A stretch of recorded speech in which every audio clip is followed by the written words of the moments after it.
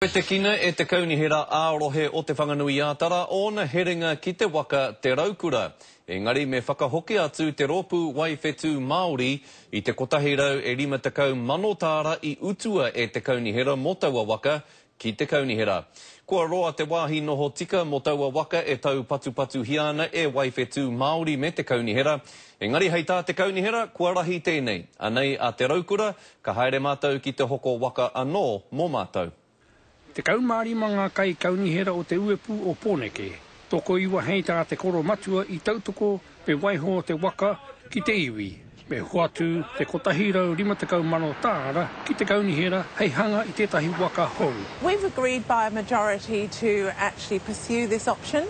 They've got 28 days to... They've said that they agree this in the court discussions, and we will see whether they come up with 150,000 in the 28 days. I pau te nui ngō tēnei rā i a te karere e patuai a tano ki ngā kai whakahaere o tēnei whare pupuri taonga Māori o Waiwhetū kia kara pukatapu rā o tana teina Terry Pukatapu. Me kore tāe rā o te whakaputa whakaaro mai mō tēnei kaupapa. Ko te ronga te karere ko tā rātou tūmanako kia tū tētahi puari kai tiaki mō te waka. Ki wānganui a rātau, me te kaunihera o te whanganui ātara. The issues about the lack of care of the waka were really, it was put out for display in one of the council buildings over there.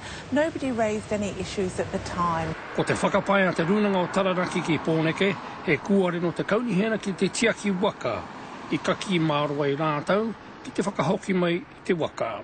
There wasn't anyone from the Runanganui that actually said, oh no, that shouldn't be there. There was no hint at the time. It's all rather retrospective, which makes it very difficult to deal with. Ko te tūmana kua te koro matua o te whanganui ātara Celia Wade Brown, ka whakatutuki he te iwi o Waiwhetū Manae tā rātou kōrero, ka homa I tia rātou te kotahi rau 50 mano tāra, hei hoko, hei hanga tētahi waka hou, hei whakauru o te kiroto I tō rātou whare hou. Ki te kore hei tāna, ka hoki anō te take nei ki te kōti. Hei tā Celia Wade Brown anu, he 28 ngā rā kei mua te aroro te iwi, hei whakaarotanga mā rātau ki te tono a te kaunihera.